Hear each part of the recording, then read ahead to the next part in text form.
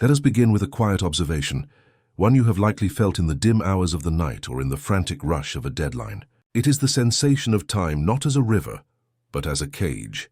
You feel it when you glance at the clock, sigh, and resign yourself to another hour of a task you despise because that's how long it takes.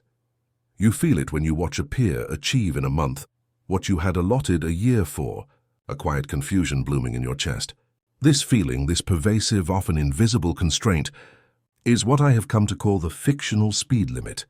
It is an unspoken, self-imposed decree on the velocity of your own life, a belief etched not in truth but in fear, habit, and the ghosts of past expectations.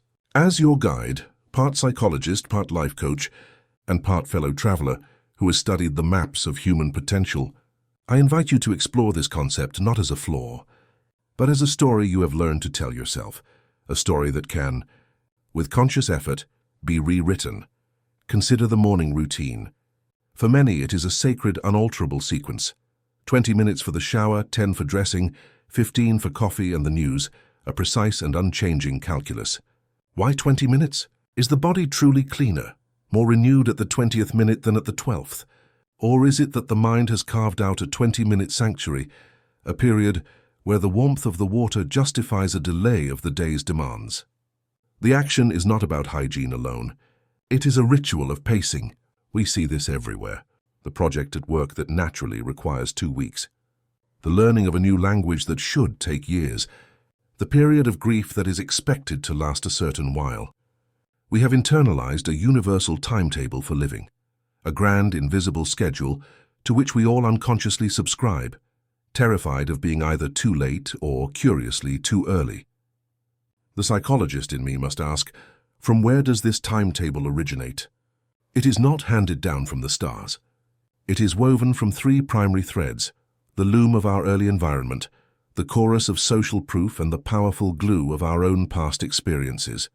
Your first lessons in speed were not your own. As a child, you absorbed the tempo of your household. Was it a place of hurried breakfasts and frantic searches for car keys, where speed was synonymous with virtue? Or was it a slow, methodical environment where deliberation was prized and haste was seen as careless? You learned the correct speed for eating, for walking, for completing homework. This familial rhythm becomes the baseline metronome of your life, ticking away in your subconscious, setting the beat for your own activities long after you have left that home. Then the chorus of social proof amplifies this rhythm. We are profoundly social creatures, and our nervous systems are fine-tuned to the cadence of the herd. If everyone in your office takes 3 days to write a report, to do it in 1 is not just efficient. It is, in the strange logic of the tribe, a transgression. It implies that the others are slow, or that you are showing off. It disrupts the shared fiction, so we adjust our pace to match, mistaking the average for the absolute, the common for the correct. Finally, we are bound by our own past. If a task took you 2 hours once, during a period of distraction or initial learning, the mind, seeking cognitive ease, enshrines that duration as a fact. This is a 2-hour task, it declares. The memory of that single experience becomes a prophecy that fulfills itself. Again and again, we become shackled not by the chains of reality, but by the ghost of our first attempt. The life coach in me must now interject with a crucial distinction, one that is the pivot upon which your liberation turns. There is a vast and critical difference between Chronos and Kairos. Chronos is quantitative time, the time of clocks and calendars, the relentless ticking seconds that measure our days. This is the domain of the fictional speed limit. Kairos, however, is qualitative time, the right or opportune moment, a time when conditions are perfect for an action to occur. Kairos is not measured in minutes, but in readiness, in flow, in alignment.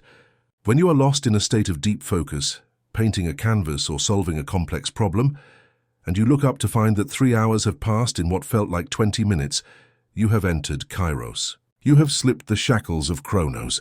The fictional speed limit is a rule imposed entirely within the realm of Chronos. It ignores the potential of Kairos, the possibility that with intense focus, profound interest, or a different methodology, the essential substance of a task could be achieved not in the allotted 2 hours, but in 20 minutes of glorious, undiluted presence. The goal is not to hurry, but to find the Kairos within the Chronos, to replace the grinding passage of clock time with the fulfilling passage of soul time. So, How does one begin to dismantle these self-constructed barriers? The process is less about brute force and more about gentle, persistent awareness. It begins with a simple, almost anthropological study of your own life. For 1 week, become a neutral observer of your own rhythms. Do not judge, merely note. How long do you actually spend scrolling through your phone in the evening? How long does it truly take you to draft that email when you close all other tabs and focus? You will likely discover a fascinating discrepancy between the story you tell yourself, "I need an hour to warm up to work," and the observable reality. The warm-up is 5 minutes of focus, followed by 55 minutes of intermittent distraction. This data is your power. It is the hard evidence you can use to challenge the soft, spongy fiction of your limits.